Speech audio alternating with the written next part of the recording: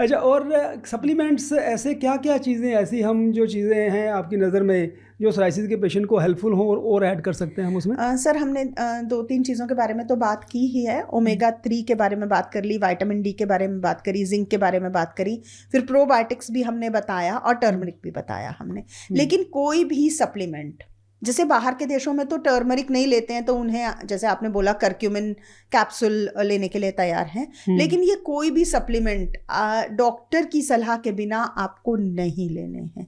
तो ये बहुत इंपॉर्टेंट पॉइंट है, क्योंकि ये इनकी वजह से कुछ और प्रॉब्लम भी हो सकती है। जैसे जिंक जो है वो कई बारी नोजिया क्रिएट कर सकता है, तो आप लोगों को ये ध्यान रखने की ज़रूरत है कि ये चीज़ें आप सिर्फ डॉक्टर की सलाह से लें। उसके अलावा एक चीज़ मैं और बोलना चाहूँगी कि जैसे फिश ऑयल है वो ब्लड थिनिंग का काम भी करता है।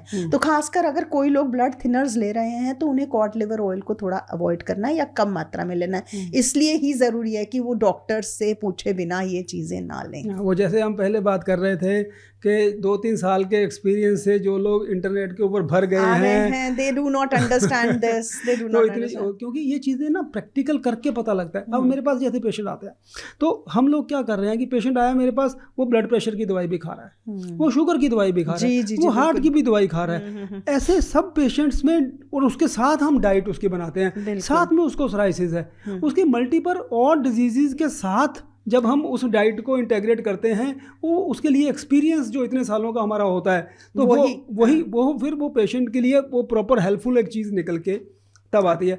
और सोराइसिस में क्या होता है, सोराइसिस में कहा जाता है कि जो कोमॉर्बिड कंडीशंस वर्ड यूज़ किया जाता है। कोमॉर्बिड कंडीशंस क्या होती है, सोराइसिस के पेशेंट में बाद में जैसे जैसे एज बढ़ती है तो हार्ट डिजीज़ आने का खतरा रहता है। तो ऐसी डाइट जो कोलेस्ट्रॉल बढ़ाने वाली डाइट्स हैं, अगर उनको शुरू में ही हम ध्यान रख लें तो जैसे अगर 50 साल का पेशेंट अगर आपके पास आया सोराइसिस का, हमने उसका ट्रीटमेंट शुरू किया, अगर उसने अपनी डाइट के अंदर लिपिड लोअरिंग या कोलेस्ट्रॉल बढ़ाने वाली चीज़ें डाइट में कम नहीं करी तो 60 साल तक पहुंचते पहुंचते उसके अंदर कार्डियक सिम्टम भी आ जाते हैं, क्योंकि सोराइसिस के अंदर कोमॉर्बिड कंडीशंस में कार्डियक कंडीशन लिखा ही हुआ है, बुक्स में मेंशन है कि ये पेशेंट प्रोन होते हैं। बिल्कुल। और सर हम भी जब डाइट बनाते हैं तो हम सबसे पहले पेशेंट की हिस्ट्री लेते हैं कि कोई मेडिकल कंडीशन ऑलरेडी तो नहीं है उसकी, तो और जो कोमॉर्बिडिटीज़ ऑलरेडी स्टेटेड हैं जो हमें पता है कि ये हो सकती हैं, तो वो भी हम ध्यान में रखते हैं। तो जब भी पेशेंट हमारे पास डाइट बनवाने के लिए आते हैं सोरियासिस के,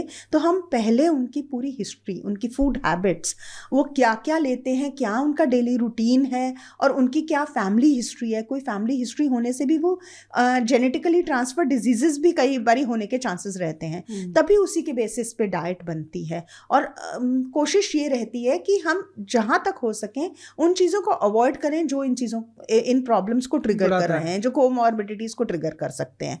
और दूसरी चीज़, फिर हम प्लानिंग करते हैं लोकल, जैसे मैंने बोला, सीजनल और इजी रेसिपीज़। हम बहुत डिफ़िकल्ट चीज़ें उनको नहीं बताते हैं और ऐसा नहीं बताते हैं कि जो चीज़ घर में बन रही है उससे अलग आपका खाना बने। तो मतलब पेशेंट को ईज आउट करने की हमारी हमेशा कोशिश रहती है।